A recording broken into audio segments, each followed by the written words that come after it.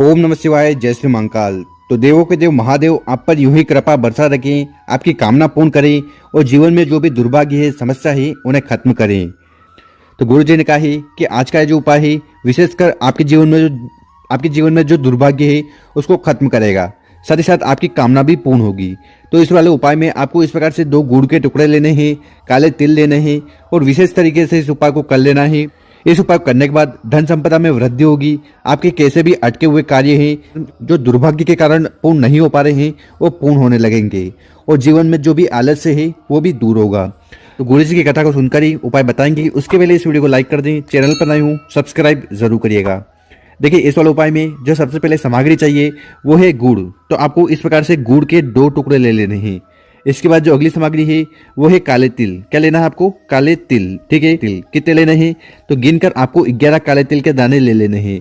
ठीक है, इसके बाद जो अगली सामग्री है वो है तांबे का लोटा। तो तांबे का लोटा लेकर उसमें आपको अपने घर से जल भर लेना है। जल भर लिया, फिर इन तीनों सामग्री को लेकर पहुंच जाना है शिव मंदिर। और ये वाला जो उपाय है ये आप सुबह शाम किसी भी समय कर सकते हो। सुबह समय मिले तो सुबह, शाम को समय मिले तो शाम को। और शिव मंदिर में जाकर उत्तर दिशा की तरफ मुंह कर बैठ जाना है और जो भी पूजन पाठ आपको करनी है, जो भी सामग्री समर्पित करनी है वो समर्पित कर दीजिएगा। उसके बाद हमें ये विशेषकर उपाय करना है। देखिए, शिवलिंग के ऊपर अगर आप काले तिल का उपाय करते हो ना, तो इससे आपके जीवन में जो भी समस्या है, बाधा है, परेशानी है या फिर आर्थिक समस्या से जुड़ी जो समस्या आ रही है वो खत्म होने लगती है। उसी प्रकार से अगर शिवलिंग के ऊपर गुड़ का उपाय करते हो ना, तो इससे आपके जीवन में जो दुर्भाग्य है वो सौभाग्य में बदलेगा। साथ ही साथ आपके जीवन में तेज की वृद्धि होगी और जीवन के सारे अंधकार खत्म होंगे। तो इस वाला उपाय में आपको करना क्या है कि आपके पास जो गुड़ के 2 टुकड़े हैं ना, उनको उठाना है और उस जल के लोटे में इस प्रकार से डाल देना है। ठीक है, इसके बाद आपके पास जो 11 काले तिल के दाने हैं ना, उनको उठाना है और आपके जीवन में जो भी दुख है, परेशानी है, समस्या है, उसका स्मरण करते हुए उन 11 काले तिल को उठाना है और वो भी इस जल के लोटे में आपको डाल देना है। तो सबसे पहले आपको इस प्रकार से जल का लोटा तैयार कर लेना है जिसमें आपने गुड़ और काले तिल डाले हैं। ठीक है, इसके बाद इस जल के लोटे को उठाना है और धीरे धीरे कर पूरा का पूरा जल शिवलिंग के ऊपर समर्पित कर देना है। ओम नमः शिवाय, श्री शिवाय नमस्तुभ्यं का स्मरण करते हुए। और इस जल के लोटे में जो भी काले तिल आपने डाले हैं उनको निकालकर आपको शिवलिंग के ऊपर समर्पित कर देना है। बस इतना सा उपाय करना है। इसके बाद शिवलिंग के पास बैठ जाना, अपना नाम और गोत्र का उच्चारण करते हुए झोली पसार कर आपको प्रणाम कर लेना है और आपकी जो भी कामना है, जो आप चाहते हो कि वो पूरी हो जाए, तो उसके लिए प्रार्थना कर लेना या आपके जीवन में जो भी दुख है, परेशानी है, समस्या है वो खत्म हो जाए, आपके जीवन के सारे अंधकार मिट जाए और दुर्भाग्य दूर हो जाए, तो उसके लिए प्रार्थना कर लेना है। इसके बाद इस उपाय को करने के बाद आपको अपने घर की तरफ चले जाना है।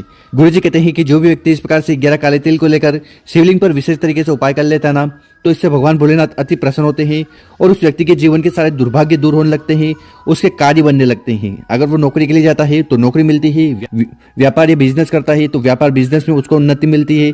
मतलब कि हर प्रकार की कामना पूर्ण होती है और समस्या खत्म होती है। तो गुरु जी द्वारा बताया गया बहुत ही अचूक और विशेष उपाय है, कर जरूर देखिएगा। तो इस प्रकार से आपको ये पहला वाला उपाय जरूर करना चाहिए। अब जानते हैं गुरु जी द्वारा बताया गया दूसरा उपाय। देखिए, ये दूसरा वाला उपाय क्यों करना है? अगर आपके घर में धन संपदा से जुड़ी समस्या आ रही है, कर्ज बढ़ते जा रहे हैं, ठीक है, या अगर आपकी ऐसी कोई कामना है, इच्छा है जो कई दिनों से पूर्ण नहीं हो पा रही है, तो उसके लिए आपको विशेषकर ये भगवान सूर्य वाला उपाय जरूर कर लेना है। तो इस वाले उपाय में आपको क्या क्या सामग्री की जरूरत है वो देख लीजिए। तो सबसे पहले आपको लेना है गुड़। ठीक है, तो इस प्रकार से आपको 1-2 गुड़ के टुकड़े ले लेने हैं। इसके बाद जो अगली सामग्री है वो है चावल। ठीक है, कितने लेने हैं? तो 1 चुटकी आपको चावल ले लेने हैं। इसके बाद जो अगली सामग्री है वो है लाल फूल। तो आपको इस प्रकार से 1 लाल फूल ले लेना है। ठीक है, इसके बाद जो अगली सामग्री है वो है चने की दाल। तो आपको इस प्रकार से 11 चने की दाल ले लेना है। और फिर आखिरी में आपको इस प्रकार से 1 तांबे का लोटा लेना है। ठीक है, और उस तांबे के लोटे में आपको अपने घर से जल भर लेना है। और आगे हमने जो भी आपको लाल फूल बताया है उसको उठाना है, जल के लोटे में डालना है। चावल हमने आगे जो आपको बताए हैं उनको उठाना है, जल के लोटे में डालना है। जो गुड़ बताया है उसको उठाना है, जल के लोटे में डाल देना है। इसी प्रकार से जो आगे 11 चने की दाल बताई है उनको उठाना है और वो भी इस जल के लोटे में डाल देना है।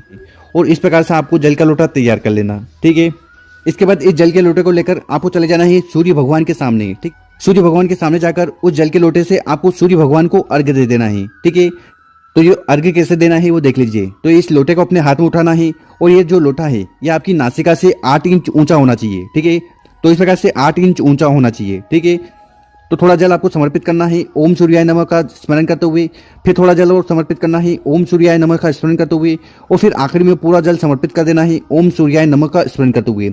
तो इस प्रकार से आपको 3 बार में पूरा का पूरा जल समर्पित कर देना है। और यहाँ पर जल समर्पित करने के बाद आपको अपनी जगह पर ही 3 परिक्रमा लगा लेनी है। और परिक्रमा लगाते समय आपकी जो भी कामना है, जो भी समस्या है, जो आप चाहते हो कि सूर्य भगवान पूर्ण कर दे, तो उसके लिए प्रार्थना कर लेना है। और यहाँ पर आपका सवाल होगा कि जो भी सामग्री हमने इस जल के लोटे में डाली है उसका क्या करना है।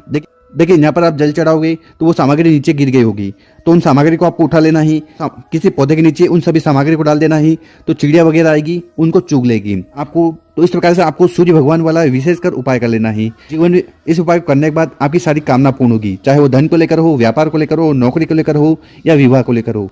साथ ही साथ जीवन में किसी प्रकार का दुख है, परेशानी है, समस्या है और आप चाहते हो कि समस्या खत्म हो जाए, तो उसके लिए भी आपको विशेषकर उपाय कर लेना है। तो कर देखिएगा, बहुत ही आसान और अचूक उपाय है।